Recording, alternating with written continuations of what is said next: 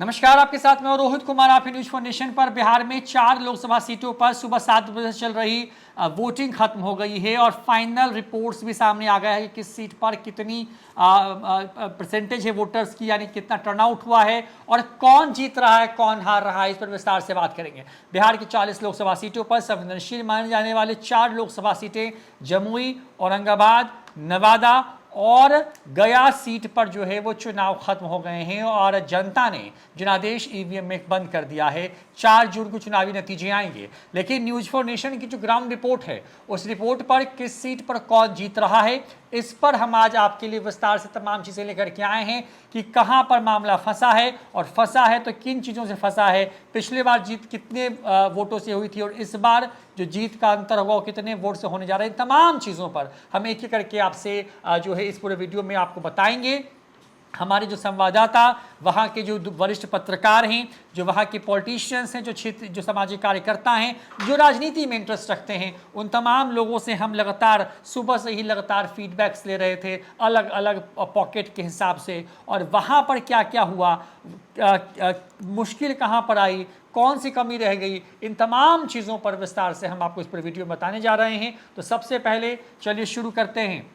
बिहार के औरंगाबाद सीट की बात करते हैं। चित्तौड़गढ़ कहते हैं बिहार का, उसको राजपूतों का गढ़ है। बीजेपी लगातार इस सीट पर कब्जा जमाती रही है। साल 2019 के चुनाव में बीजेपी ने इस सीट पर सुशील कुमार सिंह को उतारा, जो कि इस बार 2024 में भी रिपीट किए गए।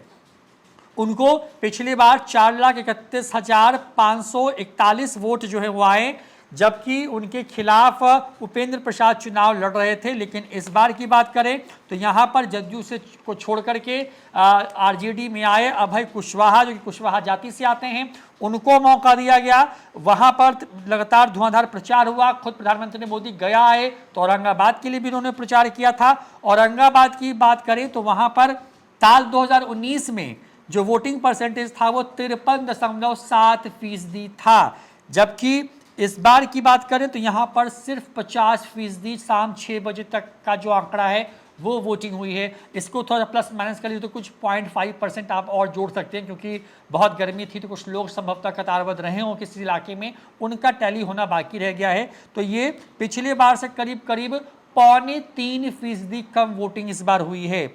यहाँ पर हमारे साथ देवांशु मौजूद हैं, हमारे सहयोगी, और हम लोग लगातार देखिए पूरा ये पेपर हम लोग आपके लेकर के हैं और तमाम जगहों से लिख करके फीडबैक लेकर के, क्योंकि 2019 के लोकसभा चुनाव में न्यूज फॉर नेशन ने आपको बताया था कि बिहार की 40 में से 38+ सीटें जो है एनडीए जीते जा रही है और नतीजा 39 का आया था। आपने भरोसा किया और एक बार फिर से हम एक तरीके से कहें कि आपको ग्राउंड रियलिटी क्या है, कौन जीत रहा है, इस पर बात करें। औरंगाबाद में देवांशु क्या लग रहा है? देखिए, कांटे की टक्कर मैं कहूँगा। देखिए, पिछले बार अगर 2019 का रिजल्ट अगर हम लोग गौर करें औरंगाबाद में, तो 72,607 वोटों से जीते थे सुशील कुमार सिंह।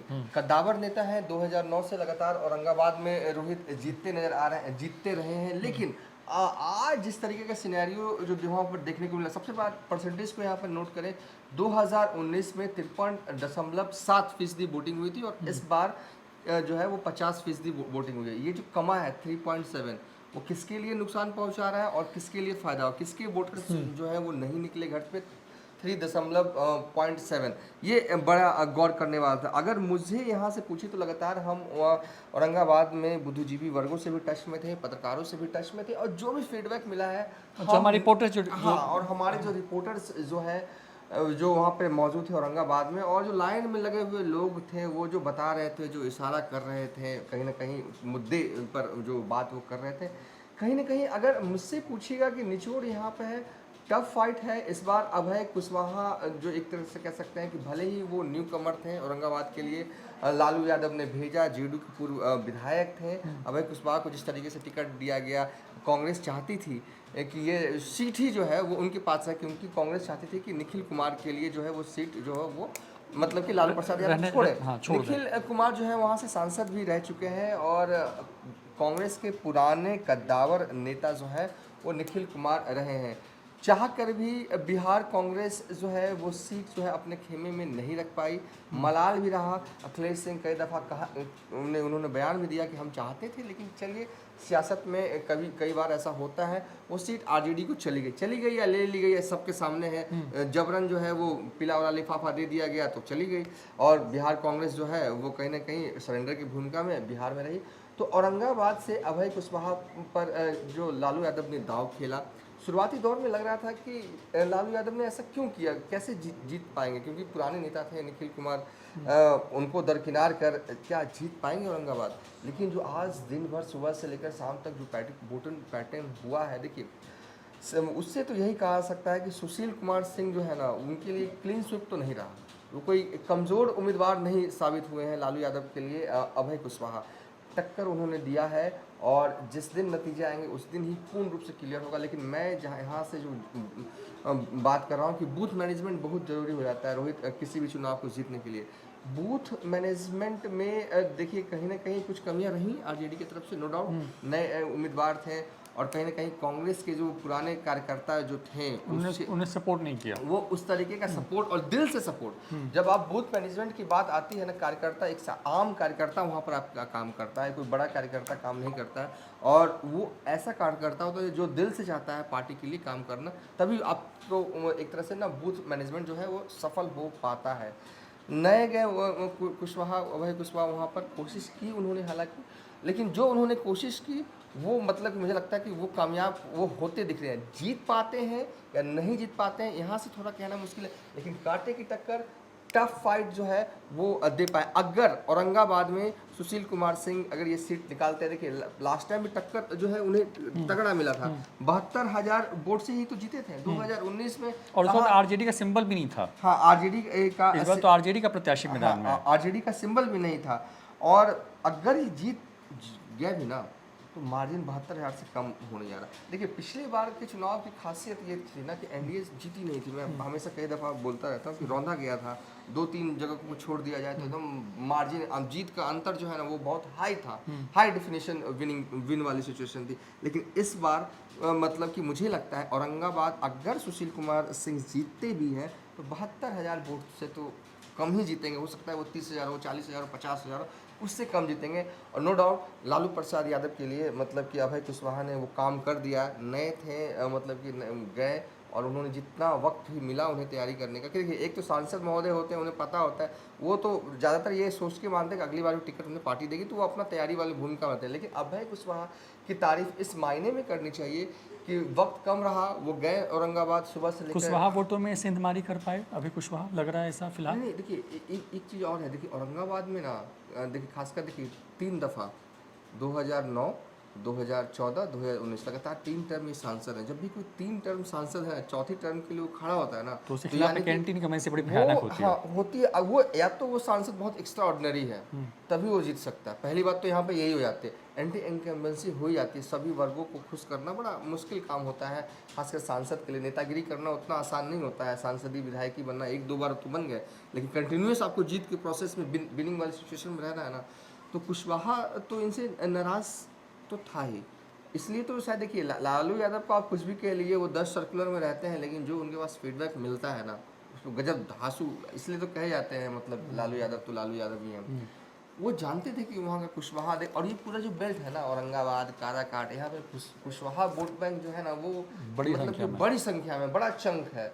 तो जानबूझकर एक कुशवाहा समाज के नेता को जो है वहाँ भेजा गया, और जो कुशवाहा पिछली बार लगभग ये तय था कि बीजेपी को ही उन्होंने वोट दिया, इस बार उसको तोड़ने के लिए, क्योंकि एमबाई तो उनके साथ रहता ही रहता है, एमबाई इसके साथ रहता है। और देखिए, और रही बात मल्लाह की, तो ज़्यादा संख्या नहीं है, 40-50 हज़ार होंगे, 50 हज़ार भी नहीं होंगे, 40 हज़ार के अंडर ही होंगे मेरे हिसाब से। वो उनका भी साथ मिला मुकेश सहनी के आने से। तो देखिए इस बार बड़ा सिचुएशन वो वाले नहीं है, विनिंग वाला नहीं है सुशील कुमार, और भी कई वर्ग जो हैं वो नाराज थे। मोदी का कैंपेन होता है, और लगातार बीजेपी जिस स्टाइल से, क्या कहें कि एनडीए जिस स्टाइल से प्रचार करती है, प्रचार तंत्र जिस तरह से हावी रहता है, वही प्रचार तंत्र जो है और वो कैंडिडेट को बचा ले जाता है। और खासकर इस बार तो कुछ है नहीं, इस बार तो मोदी का चेहरा है। आप जातीय समीकरण कुछ भी कह लीजिए कि कुशवाहा का वोट बैंक किसे मिला, यादव का किसे मिला, ये सब किसे मिला, लेकिन मोदी का चेहरा कितना काम करेगा, मोदी के चेहरे वाली जो गारंटी है ना उसी के सहारे जो है वो सुशील कुमार सिंह की जीत सुनिश्चित होगी इस तो बार। चलिए, ये औरंगाबाद का हाल है। 9 प्रत्याशी वहां पर मैदान में, टक्कर आरजेडी वर्सेस बीजेपी की। सुशील कुमार सिंह चित्तौड़गढ़ को जीतते रहे, फतह करते रहे 3 बार के चुनाव में। उनके खिलाफ जो हम ग्राउंड रिपोर्ट्स हमको जो मिली चुनाव के पहले, प्रचार के दौरान और आज वोटिंग के दिन, उनके खिलाफ जबरदस्त एंटी इनकम्बेंसी थी। जो निष्कर्ष निकल के सामने आ रहा है, उस एंटी इनकम्बेंसी का माइलेज जो है वो ले पाए हैं भाई कुशवाहा। लालू यादव ने जो कार्ड चला है उस कुशवाहा जाति के प्रत्याशी को भेज करके उसने सिंधमारी की है। नीतीश कुमार और कुशवाहा जो कुर्मी कोयरी जो वोट बैंक है उनके साथ जो इंटैक्ट उसके अंदर में, और इसका बड़ा खामियाजा उठाना पड़ सकता है अगर जीत वहां पर होती है। तो आप उसको जीत के तौर पे मत लेके चलिए, क्योंकि जो मार्जिन होगा वो 70,000 से बहुत कम होने जा रहा है, क्योंकि यही है। और वहाँ पर सिर्फ और सिर्फ जो चीज़ें निकल के सामने आ रही हैं कि सुशील कुमार से कोई संतुष्ट नहीं था वहाँ पे उनसे। वहाँ पर अगर कुछ चल पाएगा, अगर वो जीत पाते हैं, तो सिर्फ और सिर्फ मोदी नाम केवलम ही होने जा रहा है। तो ये औरंगाबाद का हाल है।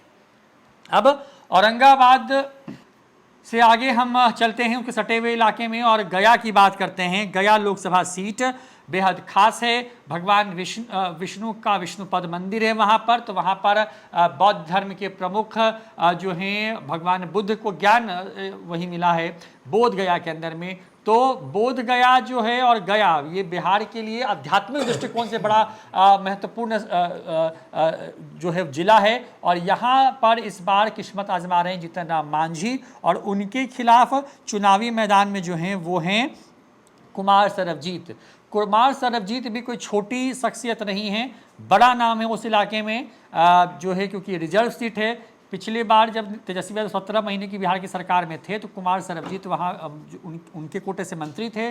गया में कई योजनाओं को लेके जा चुके हैं और बड़ी टक्कर थी चुनाव प्रचार के दौरान में। जीतन राम मांझी के लिए उनके बेटे संतोष सुमन मोर्चा संभाले हुए थे, और दूसरी तरफ जो है कुमार सरबजीत के लिए तेजस्वी यादव और मुकेश सहनी ने वहाँ पर मोर्चेबंदी की।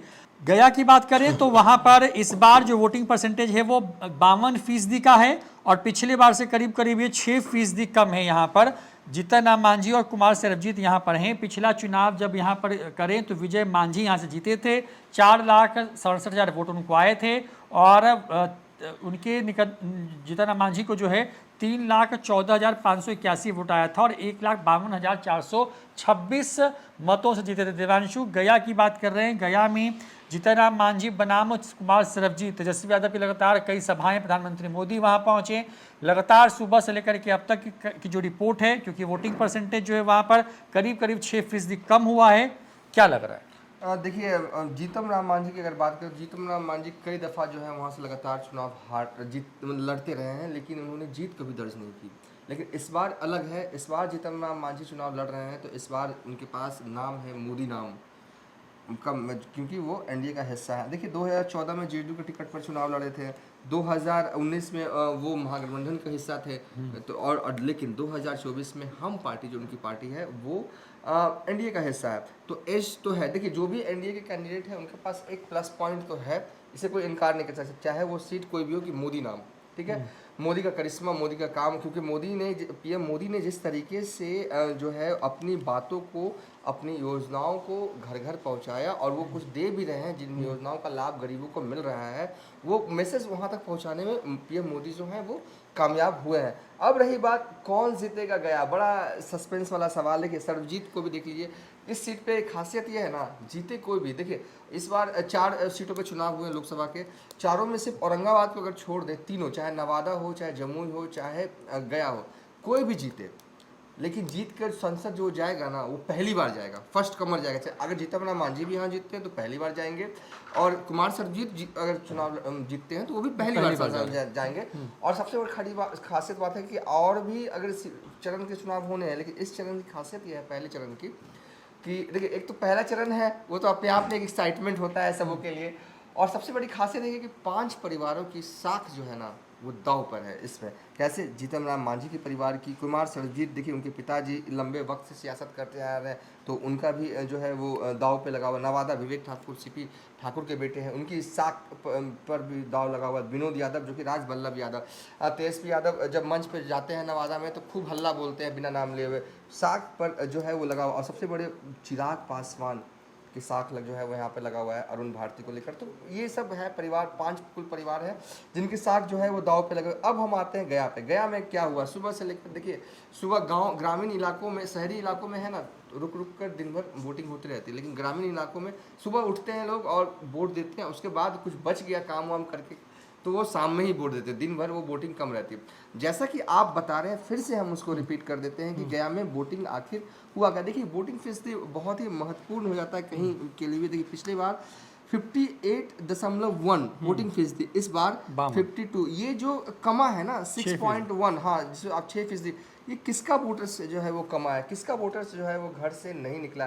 देखिए आमतौर पे बिहार में के हिसाब से देखें तो 58.1 एक अच्छा वोटिंग पैटर्न आप मान सकते हैं। गया जैसे लोकसभा क्षेत्र में जहाँ पर कभी नक्सलियों का जो है गढ़ हुआ करता था, 58% लोग 2019 में घर से निकलते हैं, और लेकिन 2024 में सिर्फ 52% निकलते हैं। ये किसके वोटर हैं? क्या ये एनडीए के वोटर घर से नहीं निकले?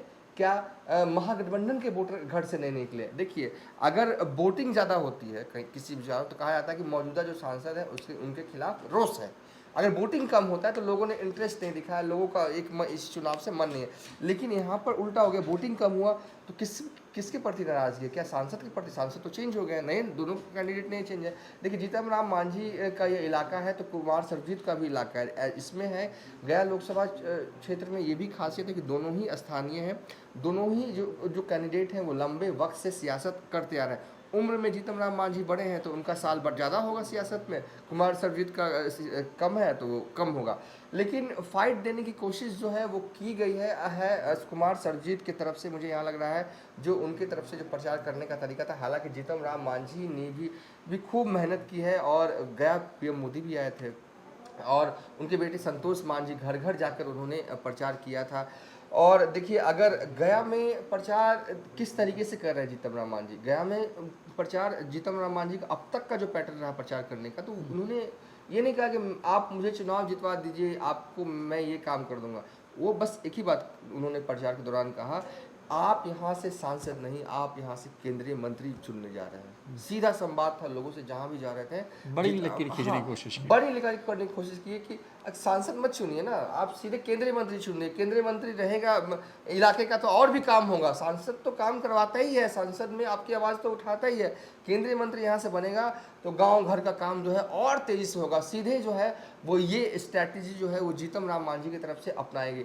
लोगों में इसका ये भी हुआ, लोगों को कहीं ना कहीं मैसेज तो जाता है कि अच्छा चुनना है तो सांसद ही क्यों चुने, केंद्रीय मंत्री भी चुन लेता है। लोगों को भी लगता है ऐसा कि 400 पार वाली रथ पर जो सवार हैं पीएम मोदी, पहुंचते हैं कि नहीं पहुंचते हैं वो बात की बात है।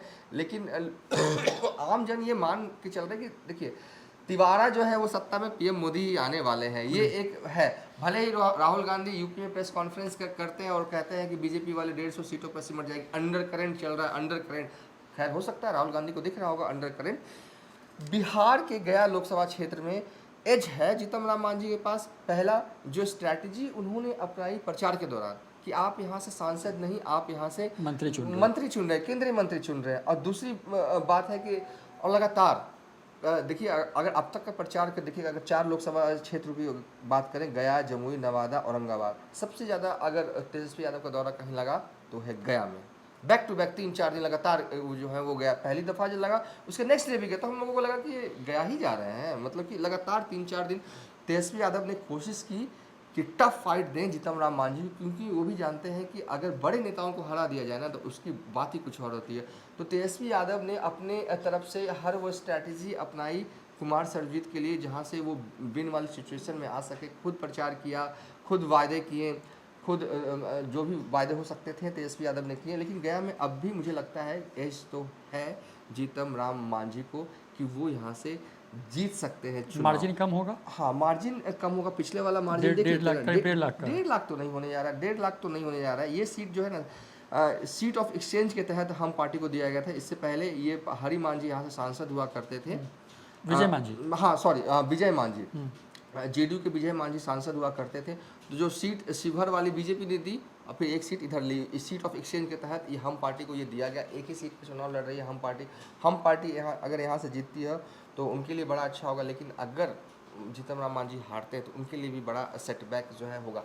खासियत यह है कि इस बार देखिए चुनाव कई दफ़ा लड़ चुके, 9, 2014, 2019 में चुनाव लड़ चुके, कई दफ़ा गया से उन्होंने हाथ आजमाया, लेकिन इस बार वो बिन वाली सिचुएशन में है, क्योंकि 400 वाले जो घोड़े चल रहे हैं ना पीएम मोदी के, उस घोड़े पे सवार होकर सवारी कर रहे हैं, तो जीत के चांसेस ज़्यादा है। लेकिन कुमार सर्वजीत की तारीफ इस मायने में भी करनी चाहिए, टक्कर दे पाए, क्योंकि पिछले बार तो ऐसे लगा कि विरोधी खेमा जो महागठबंधन खेमा है वो मतलब कि ज़्यादातर सीटों पर कहीं टक्कर में भी, रेस में भी नहीं था, लेकिन इस बार कुमार सर्वजीत ऐसे नहीं है, उन्होंने अच्छा टक्कर जो है वो जीतन राम मांझी दिया है। तो चलिए, गया की बात यह है कि वोटिंग परसेंटेज वहाँ पे करीब 6% कम हुआ है इस बार। जीतन राम मांझी बनाम कुमार सर्वजीत मैदान में है वहाँ पर। जीतन राम मांझी को, जो हमारी रिपोर्ट कह रही है, उनको एक साफ एज इस वोटिंग के बाद नजर आ रहा है। हालांकि वोट जो विनिंग परसेंटेज होगा वो पिछले बार 1.5 लाख वोटों का था, वो इस बार घट करके 1 लाख के नीचे आ सकता है, क्योंकि जीतन राम मांझी ने ये आरोप भी लगाया कि कुछ जगहों पर बीजेपी के कार्यकर्ता सपोर्ट नहीं कर रहे थे।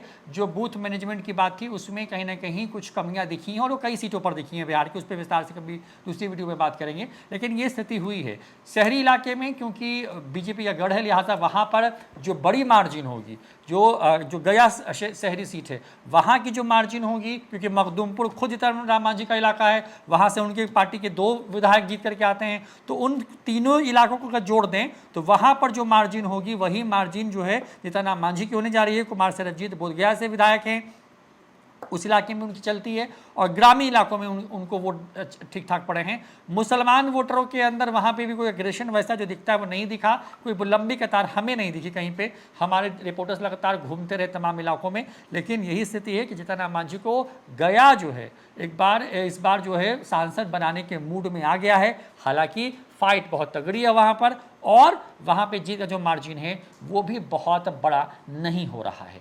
तो चलिए, गया की बात हो गई, अब जो है नवादा की बात करते हैं। प्रधानमंत्री नरेंद्र मोदी वहां पर आए, गिरिराज सिंह जीत करके आए थे 14 में, उसके बाद चंदन सिंह 19 का चुनाव जीत करके आए, और इस बार वहां पर विवेक ठाकुर, सीपी ठाकुर के बेटे हैं, उनको भेजा गया। मुद्दा यही था कि स्थानीय को मौका दीजिए, मौका उनको दिया नहीं गया। नवादा में विवेक ठाकुर बीजेपी वर्सेस श्रवण कुशवाहा आरजेडी जो है वो वहां पर चुनावी मैदान में थे। बड़ी बात यह है कि नवादा की बात करें तो नवादा में पिछला चुनाव जो था वो उसमें जो कुल वोटिंग हुई थी वो 51.7% की थी, और इस बार 41.50% की है, यानी कि करीब करीब 10% का यहाँ पर अंतर है। लगभग 10% में थोड़ा कम मान के चलिए, तो 10% का एवरेज ले लेते हैं, क्योंकि 41.50% और पिछले बार ये 51.7% था, यानी करीब करीब 10% का अंतर है यहाँ पर। नवादा में चंदन सिंह लोजपा से जीते थे, और इस बार सीट ऑफ एक्सचेंज के तहत बीजेपी ने सीट ले ली, और चिराग पासवान के हिस्से से ये सीट, और चंदन सिंह यहाँ पर पिछली बार जीते थे 1,48,000 वोट से, और आरजेडी यहाँ पर बड़े स्ट्रांग होल्ड में पिछले बार थी। लेकिन इस बार मामला थोड़ा उलट है। उलट इसलिए है क्योंकि वहाँ पर एक त्रिकोणीय मुकाबला विनोद यादव बना रहे हैं, जो कि राजबल्लभ यादव के भाई हैं, उनकी पत्नी जो है विभा देवी वहाँ से मौजूदा विधायक हैं, और आरजेडी के अंदर वहाँ पर गुटबाजी बहुत तेज थी। नवादा में ये खबरें तब से आ रही हैं जब से तेजस्वी यादव ने संभाला है, 2020 का चुनावी कमान संभाली है, और वहाँ पर राजबल्लभ गुट जो है वो संतुष्ट नहीं रहा है। राजबल्लभ गुट ने वहाँ पर बड़ी सेंधमारी की है नवादा के कई पॉकेट्स के अंदर में, रजौली समेत तमाम हिस्सों में जहाँ पर यादव वोट बैंक है, और ये असर पड़ा है जाकर के बरबीघा इलाके में भी, जहाँ पर ये चुनाव हुए हैं। देवांशु, विवेक ठाकुर अचानक से एक नाम सामने आ जाता है, कई नाम वहाँ रेस में थे, इनको मौका दिया गया। प्रधानमंत्री मोदी प्रचार के लिए आए, और नीतीश कुमार भी प्रचार के लिए विवेक ठाकुर के यहाँ पहुँचे, और वहीं से शुरुआत की उन्होंने बिगुल फूका। श्रवण कुशवाहा बनाम विवेक ठाकुर में नवादा में क्या दिख रहा है? देखिए, पूरे बिहार में बीजेपी के लिए अगर कोई स्ट्रॉन्ग सीट है पटना साहिब के बाद, तो वो मुझे लगता है कि नवादा ही है, क्योंकि भूमियार बहुल इलाका जो है वो माना जाता है। लेकिन वहाँ के जो लोग हैं, लोग को तो छोड़ दीजिए, वहाँ के जो बीजेपी के वर्कर्स हैं स्थानीय स्तर पर चुनाव से पहले कई दफ़ा जो मीटिंग जो है वो होती है, प्रभारी महोदय जो वहाँ पहुँचते हैं, लगातार ये मुद्दा उठा गया, उम्मीदवार कोई भी दे दीजिए, स्थानीय चलेगा, स्थानीय चलेगा। लगातार पता नहीं क्यों बीजेपी वालों ने इस डिमांड को पूरी नहीं की, क्यों? क्योंकि देखिए, चुनावी जो इक्वेशन है, चुनावी जो मैथमेटिक्स है, पॉलिटिकल हिस्ट्री, वो यही कहता है कि यहाँ से चुनाव जो बाहरी आदमी ही जीतता है। तो उस इक्वेशन पर बीजेपी वाले ने भरोसा जताया और बाहरी शख्स को विवेक ठाकुर को भेजा, जो कि पहली बार जो है वो सांसद का चुनाव लड़ रहे हैं। बिहार के बड़े भूमियार नेता सीपी ठाकुर के बेटे हैं, मौजूदा वक्त में राज्यसभा के सांसद भी हैं, उनके प्रोफाइल में कोई कमी नहीं है, ठीक है। लेकिन वहाँ के जो लोग हैं ना, वो चाहते थे कि इस बार जो है ना स्थानीय जो है वो सांसद मिले। होता यूँ है कि आप यहाँ से सांसद बन जाते हैं और सर्किट हाउस में आते हैं, फिर 2-3 दिन रुकते हैं, फिर वहीं से मुलाकात होती है, तो वो वाला सांसद मतलब कि बहुत वर्षों से नवादा देख रहा था। अब कोई ऐसा सांसद चाहिए था कि घर ही उनका नवादा में हो, 10-15 दिन जो है वो सांसद महोदय नवादा में रुके, सुबह जाए या शाम में जाए तो उनसे भेंट हो जाए मुद्दों को लेकर। सांसद प्रतिनिधि के जरिए अपने मुद्दे जो है वो सुलझाना नहीं चाहते थे नवादा के लोग, लेकिन फिर भी बीजेपी की अपनी स्ट्रैटेजी होगी, विवेक ठाकुर को उतारा गया। आरजेडी ने भी एक दाव खेला। देखिए जब चुनाव नहीं शुरू हुए थे तब कहा जा रहा था ठीक है राजवल्लभ यादव के परिवार को ही टिकट जाएगा, क्योंकि लेकिन ऐसा नहीं हुआ। श्रवण कुशवाहा को टिकट जो है वो दे दिया गया, लेकिन फिर भी राजवल्लभ यादव की तरफ से उनके परिवार के ही लोग, विनोद यादव जो है वो निर्दलीय चुनाव लड़ते हैं और ये काटेंगे तो हालांकि आरजेडी का ही वोट जो है वो काटेंगे। हाँ, वारसलीगंज में अरुणा देवी जो है वो विधायक भी हैं, बिहार बीजेपी की धाकड़ नेत्रियों में से आती हैं। लेकिन देखिए स्ट्रॉन्ग सीट है, हमेशा से रहा है बीजेपी के लिए, लेकिन इस बार ऐसा नहीं है। इस बार कोई कह नहीं सकता चुनाव वोटिंग खत्म हो गया। सवाल यही आ रहा है ना, देखिए रोहित जी, सवाल तो अब इस पे चर्चा का डिबेट होना चाहिए कि आखिर क्यों पहले चरण के मतदान में हर सीट पर जो मतदान कम वोटिंग फीसदी क्यों हो रही? क्या लोगों में मतलब कि वोट देने को लेकर जागरूकता गर्मी भी थी, क्योंकि आज का तापमान 42 डिग्री तक था। मुझे लगता है शायद ये भी कारण रहा होगा, और शादी का सीजन है, शादी का सीजन, हाँ लगन वाले सीजन पॉइंट को मैं नोट कर सकता हूँ यहाँ पर। लेकिन ये चारों सीटों पर ना वोटिंग कम हुए हैं। ये कम हुए हैं तो किसके वोटर्स जो हैं वो बूथ तक नहीं पहुँचे। देखिए नवादा में 51% 2019 में हुए थे, तो इस बार भी जो है वो कम है फीसदी। तो हर सीटों पर, चारों सीटों पर पैटर्न यही दिखा है कि लोगों का जो वोट फीसदी है वो कमा है। तो नवादा जो है वो भूमियार बहुल इलाका माना जाता है, और हमेशा से ही बीजेपी की तरफ से कोई नुमाइंदा यहाँ खड़ा हुआ है तो वो भूमियार समाज का ही हुआ है। देखिए और खासकर यहाँ पर रोहित एक चीज़ और है कि नवादा में बीजेपी के लिए गजब फैन फ्लोइंग है, इसमें कोई आप इनकार नहीं कर सकते। बीजेपी के लिए होता है ना कि मोदी को लोग वहाँ पसंद करते हैं, दिल से पसंद करते हैं। नवादा में ये एज है, लेकिन वो है ना स्थानीय और बाहरी वाला मुद्दा अगर काम कर गया ना तो विवेक ठाकुर को नुकसान हो सकता है। लेकिन मुझे लगता नहीं है किसी भी तरीके से ये सीट जो है वो बीजेपी निकालने में इस बार कामयाब हो जाएगी। क्यों हो जाएगी? इधर एक नहीं दो धाकड़ विरोधी हैं। एक तो आरजेडी का वोट, एमवाई वाला वोट जो श्रवण कुशवाहा के पास है, तो निर्दलीय विनोद यादव के पास ही जो राजवल्लभ यादव के परिवार से आते हैं, उनको आप इग्नोर नहीं कर सकते।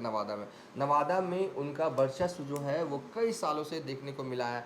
उनकी पत्नी विधायक रह चुकी हैं, उनके परिवार से ही एमएलसी है। तो कुल मिलाकर है कि विनोद यादव भी वोट काटेंगे आरजेडी को, और जिससे एज जो है वो विवेक ठाकुर को मिलता हुआ दिख रहा है, और किसी भी तरीके से जो है वो विवेक ठाकुर अपनी ये सीट बीजेपी के लिए बचा लेंगे। यही यहाँ से यही मुझे दिख रहा है। तो देखिए ये बात है नवादा की। जमुई लोकसभा सीट की बात करते हैं। जमुई लोकसभा सीट सुरक्षित सीट है। चिराग पासवान यहाँ से जीत करके आए थे। पिछली बार 19 में और 14 में भी। 19 में लोजपा को 5,29,134 वोट मिले थे। भूदेव चौधरी रालोसपा के थे, 2,88,000 वोट, यानी महागठबंधन के बैनर के तले थे, उनको ये वोट आया था। इस बार यहाँ पर जो है अरुण भारती, जो कि लोजपा रामविलास चिराग पासवान के अपने बहनोई जीजा जी हैं, अर्चना देवीदास राजद की हैं। और यहाँ पर एक खेल हुआ था, चिराग पासवान की मां को लेकर जो गाली दी गई थी, उसके बाद यहाँ पर माहौल बदला है बहुत तेज़ी से। और जमुई की बात करें तो यहाँ पर पिछली बार जो है 57.8% जो है वोटिंग हुई थी, जो कि लगभग 60% से थोड़ा सा कम था। इस बार ये 50% हुआ है, और यहाँ पर भी करीब 7.8% का गिरावट देखी गई है जमुई के अंदर में। यहाँ पर क्योंकि जमुई प्रतिष्ठा की सीट भी है चिराग पासवान के लिए, क्योंकि वहाँ से उन्होंने अपने जो है जीजा को मौका दिया है। परिवार टूटी, पार्टी टूटी, चिराग पासवान ने वो सीट छोड़ी, खुद जो है वो चुनाव लड़ेंगे हाजीपुर से, लेकिन ये सीट अपने ही परिवार को दी ताकि वो आप टूटे नहीं, भविष्य में ये संकट ना रहे उनके ऊपर। शायद यही गणित वो समझ रहे होंगे। और 5 सीटों पर चुनाव लड़ रहे हैं, उसमें से एक सीट जमुई है, और यहीं से प्रधानमंत्री मोदी ने चुनावी अभियान की शुरुआत की। तेजस्वी यादव भी पहली बार यहीं पहुंचे, यहीं से सब कुछ हुआ। 19,07,126 वोटर हैं। आंकड़ों के हिसाब से देखें तो यहाँ पर करीब जो है सिर्फ जो मैं समझ पा रहा हूँ, यहाँ पर 9.5 लाख करीब करीब देवांशु वोटर घर से बाहर निकला है।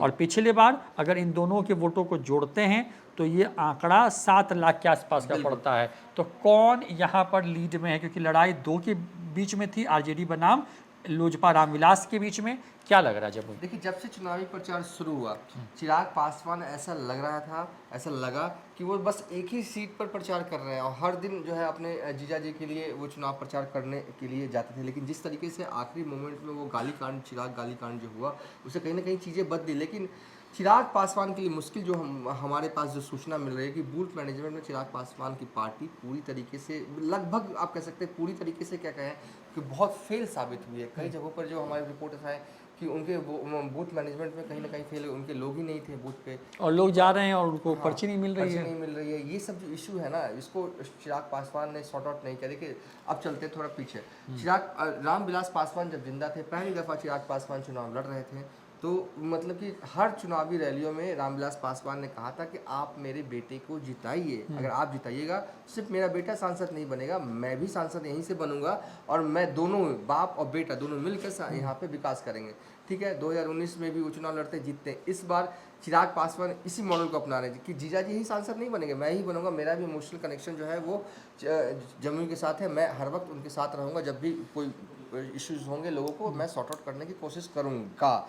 इस जमुई में भी वही बात है जो मैंने बताया आपको कि अरुण भारती भी अगर जीतते हैं तो वो मतलब कि नए सांसद बनेंगे। अर्चना रविदास भी जीतती है तो नए सांसद जो है वो बनेंगे। देखिए, शुरू से ही कहा जा रहा था कि देखिए ठीक है, एनडीए के उम्मीदवार हैं, जमुई एक स्ट्रॉन्ग जोन है लोजपा के लिए, वो अरुण भारती जो है वो सीट निकाल लेंगे। लेकिन हर दिन जो है वो जमुई में अलग अलग परिस्थितियाँ जो हैं वो बन रही थी, बिगड़ रही थी।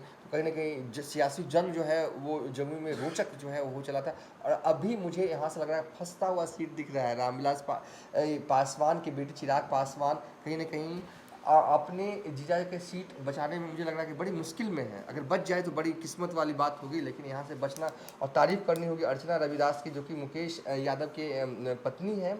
बहुत अच्छे तरीके से इन्होंने जनसंपर्क किया, चुनावी प्रचार किया और लगातार जीजा जी पे हमला उस तरीके से नहीं बोला, मतलब कि अरुण भारती पे ये कहते कि वो हमारे मेहमान हैं, हम उन पर क्या बोले। अगर मेहमान आए हैं हमारे यहाँ, खाना खिला देंगे, 2 दिन स्वागत कर देंगे, भेज देंगे, लेकिन वापस घर। ये अटैकिंग स्टाइल था। तीखी बयानबाजी जो है दोनों उम्मीदवारों के बीच में नहीं हुई। मुद्दों को लेकर जो है वो अर्चना रविदास आगे बढ़ रही थी और अरुण भारती जो है वो चिराग पासवान के प्रचार के सहारे जो है पूरे जमुई में थे।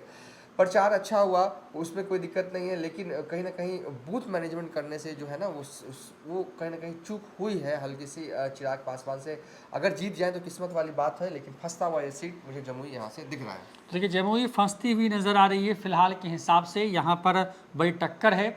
गाली कांड के बाद ऐसा लगा कि अंडर करंट कुछ हो सकता है। वोटिंग परसेंटेज करीब 10% कम हुआ है। यहाँ पे गर्मी बहुत ज़्यादा थी, स्थानीय मुद्दे वहाँ पे हावी थे। चिराग पासवान का जमुई छोड़ना भी एक मुद्दा बना है वहाँ पर।